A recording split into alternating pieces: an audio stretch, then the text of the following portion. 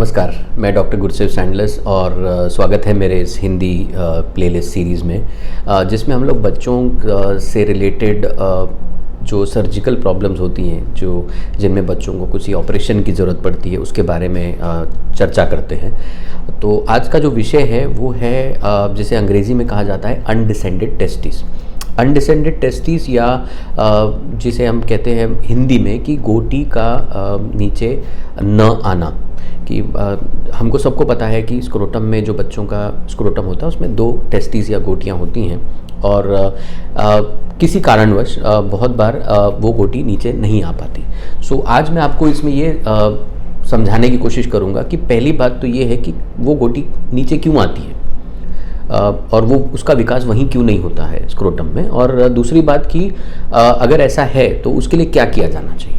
ठीक है। सो पहली चीज़ जो हमको समझनी है कि जो टेस्टिस हैं या जिन्हें अंडकोश कहते हैं, जो पुरुषों का अंडकोश होता है या टेस्टिस जिसे कहते हैं, उसका जो विकास है वो किडनी के पास में होता है, पेट के अंदर। जब बच्चा माँ के पेट में होता है और उसका अंदर विकास हो रहा होता है सारे ऑर्गन्स का और सारी चीज़ों का, तब ये गोटियों का विकास किडनी के नज़दीक होता है और जैसे जैसे बच्चा बड़ा होता है वो नीचे आनी शुरू होती हैं और जन्म से जस्ट पहले, मतलब 9 महीने कंप्लीट होने से 1 हफ्ता 10 दिन पहले ये गोटियाँ आपके मांसपेशियों में, पेट की मांसपेशियों में एक गैप होता है जिसमें से ये बाहर आती हैं और नीचे स्क्रोटम में बैठ जाती हैं। इनफैक्ट यही वो गैप है जिसका मैंने पिछले लेक्चर में बात की थी कि हर्निया जहाँ से होता है। सो अगर वो गोटी के बाहर आने के बाद वो गैप बंद नहीं होता तो उसमें से आंतड़ी बाहर आने की कोशिश करती है या पानी बाहर आने का कोशिश करता है और उससे हम लोग हर्निया या हाइड्रोसील कहते हैं। और ये मैंने पिछले अपने लेक्चर में इस बारे में बात की थी कि हर्निया हाइड्रोसील का ट्रीटमेंट कैसे किया जाना चाहिए। सो अब बात आती है कि ये गोटी इस हिसाब से नीचे आनी चाहिए। तो अब ये जन्म के टाइम पे जब बच्चे का जन्म होता है लड़के का, तो ये दोनों गोटियां अपनी जगह पे नीचे स्क्रोटम में होनी चाहिए।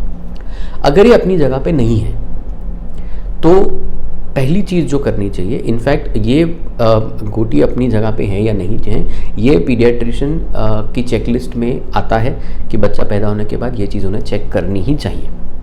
अगर नहीं है तो इमीडिएटली सर्जन का एक ओपिनियन लेना बहुत ज़रूरी है कि इसके लिए आगे क्या करना है, क्योंकि गोटियों की पोजीशन के हिसाब से ही ट्रीटमेंट के जो ऑप्शंस होते हैं वो डिसाइड किए जाते हैं। सो पहला काम जो करना होता है वो होता है सोनोग्राफी करना, क्योंकि आपके हाथ को भी अगर वो गोटी लग रही है कहीं रास्ते पे तो भी वो उसका एक कोई प्रमाण नहीं है हमारे पास। तो पहली चीज़ तो आपको एक प्रमाण चाहिए, एक प्रूफ चाहिए कि वो लोकेशन कहाँ है, वो कहाँ पे है अभी। ठीक है। तो पहली चीज़ होती है सोनोग्राफी करना। सोनोग्राफी पे समझ में आ जाता है कि वो ठीक है, पेट के अंदर ही है या बाहर है, रास्ते में है, शायद नीचे आ जाए या जो भी है। तो एक वो प्रूफ हो गया एट बर्थ या महीने पे, जब बच्चा 1 महीने का होता है कि ओके ये यहाँ पे है। दूसरी चीज़ होती है 6 महीने तक हम लोग इसके लिए कुछ नहीं करते, ये लाजमी है। पहले 6 महीने आप इन गोटी को हाथ नहीं लगाएंगे बशर्ते वहाँ पे कोई हर्निया नहीं है। अगर इस नीचे न आई गोटी जो अनडिसेंडेड टेस्टिस के साथ अगर हर्निया है तो उसका ऑपरेशन जल्दी किया जाता है, क्योंकि अनडिसेंडेड टेस्टिस के साथ जो हर्निया होते हैं उनमें कॉम्प्लिकेशन के चांसेस ज़्यादा होते हैं। तो आप जब हर्निया का ऑपरेशन करेंगे तो उसी दौरान आप गोटी को नीचे लेके आ जाएंगे। तो ये हुआ। अगर और कुछ प्रॉब्लम नहीं है तो पहले 6 महीने सिर्फ ऑब्जर्वेशन किया जाता है इस उम्मीद में कि शायद वो गोटी अपने आप नीचे आ जाए। उनकी ग्रोथ थोड़ी सी धीमे चल रही थी, उन्होंने अपना समय लिया, थोड़ी गाड़ी स्लो है उनकी, वो धीरे धीरे नीचे आ जाएंगे। बट अगर वो 6 महीने तक नीचे नहीं आती है तो जो सही समय है इनको ऑपरेशन करने का वो है 6 महीने से 9 महीने के बीच में। 9 महीने से 1 साल भर का फिर भी थोड़ा ग्रेस पीरियड होता है हमारे पास कि चलो थोड़ा लेट हो गया, नहीं पता चला तो आप ऑपरेशन करवा लीजिए। लेकिन 1 साल के बाद इनमें ऑपरेशन करवाने पे आपको पूरा ऑपरेशन का फ़ायदा मिलने का चांसेस कम है। देखिए, गोटी नीचे लाने का मूल मकसद क्या है? जो उसके अंदर स्पर्म्स का विकास है वो विकास होने के लिए उनका टेम्परेचर बॉडी टेम्परेचर से कम होना चाहिए। हमारी बॉडी का टेम्परेचर 37 डिग्री है। टेस्टिस में स्पर्म का पूर्णतः सही विकास होने के लिए टेम्परेचर कम होना ज़रूरी है, इसलिए ये दोनों बॉडी के बाहर होती है। जो फर्स्ट स्टेज होती है स्पर्म डेवलपमेंट की, स्पर्म के विकास की, वो 6 महीने से शुरू होकर 9 महीने पे ख़त्म होती है, जबकि जिसको हम बोलते हैं फर्स्ट टेस्टोस्टेरॉन सर्ज, जब आपकी बच्चे की बॉडी में हार्मोन की स्पाइक होती है। और वो पहला जो मैच्योरेशन साइकिल है, इनका विकास का जो साइकिल है, वो 6 से 9 महीने के बीच में कंप्लीट होता है। एंड इसीलिए ज़रूरी है कि उस समय ये गोटी नीचे ले आए हम लोग, ताकि वो सही टेम्परेचर उसे मिल सके, सही तापमान उसे मिल सके और उसका सही हिसाब से विकास हो सके।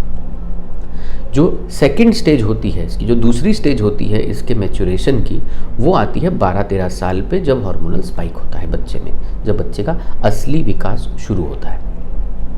अब प्रॉब्लम क्या होगी, अगर आप उसको सही समय पे नीचे नहीं लेके आए तो इस वक्त बच्चे को कोई तकलीफ नहीं होगी, खेलता है कूदता है सब बढ़िया रहेगा, हर्निया तो है नहीं कि उसे दर्द होगा या कुछ तकलीफ होगी।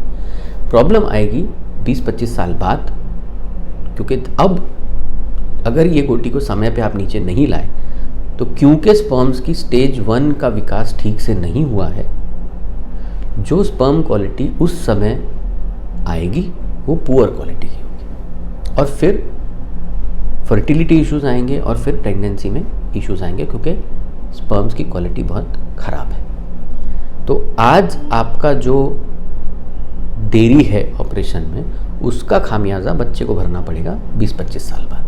तो इसमें लेट नहीं करना है। अगर आपको समय पे पता चल जाता है कि हाँ बच्चे की गोटी नीचे नहीं है, तो उसका सही वक्त पे ऑपरेशन करवाना बहुत ज़रूरी है। अब गोटी नीचे न आने के 2 कारण होते हैं। या तो एक है कि पेट के बाहर आने से पहले वो मसल का गैप बंद हो गया, तो गोटी अंदर ही रह गई, हालांकि और कुछ इशू नहीं है, तो ये आराम से नीचे आ जाती है। लेकिन किसी कारणवश ये भी होता है कि जो उसकी नस है, जो खून की नस है, वो छोटी रह गई। अगर वो छोटी रह गई है तो एक स्टेज में, एक ऑपरेशन में गोटी नीचे नहीं ला सकते हम लोग। देखिए, गोटी नीचे लाना ही सिर्फ मकसद नहीं है ऑपरेशन का, आपको उसको इस तरीके से नीचे लाना है कि वो आगे जाके काम भी करे। आप खींचतान के उसे नीचे ले आए और वो मर जाए, उसका कोई मतलब नहीं बनता है, वो कोई फ़ायदेमंद बात नहीं हुई। उसको नीचे लाना है इस हिसाब से कि वो वहाँ रहे, उसका विकास हो और वो आगे जाके ठीक से काम करे। तो अगर तो मांसपेशियाँ बंद हो गई हैं, नसें ठीक हैं, तो एक ही स्टेज में नीचे आ जाता है। तकरीबन 90 से 95% बच्चों में एक ही ऑपरेशन से ये काम हो जाता है। और ऑपरेशन बहुत सीधा सरल ऑपरेशन होता है। सुबह एडमिट करेंगे, शाम तक घर भेज देते हैं हम लोग। बाहर कोई स्टिच नहीं आता, लगभग हर्निया के हिसाब से छोटा सा कट आता है बस। अगर लेकिन वो खून की नसें छोटी हैं तो उसको 2 स्टेज में ऑपरेशन लगता है। पहला स्टेज का ऑपरेशन आज हुआ है, तो दूसरे स्टेज का ऑपरेशन 3 से 6 महीने बाद होता है, और तब वो गोटी नीचे लाई जाती है। तो ये समझ लेना बहुत ज़रूरी है कि अगर गोटी ऊपर है, वो नीचे नहीं आई है, तो उसका ऑपरेशन ज़रूरी है। पहली बात तो उसको नीचे लाना बहुत ज़रूरी है। दूसरी बात, वो ऑपरेशन 6 से 9 महीने के बीच में होना बहुत ज़रूरी है, हद से हद 1 साल तक। और तीसरी बात, कई बार एक नहीं जबकि 2 ऑपरेशन लग सकते हैं बच्चे को वो गोटी को ठीक से नीचे लाने के लिए। तो ये ध्यान में ज़रूर रखिए। दूसरी बात, सोनोग्राफी कराना बहुत ज़रूरी है ताकि पता चले कि वो गोटी कहाँ है। 90 से 95% बच्चों को सिर्फ एक सर्जरी की ज़रूरत पड़ती है।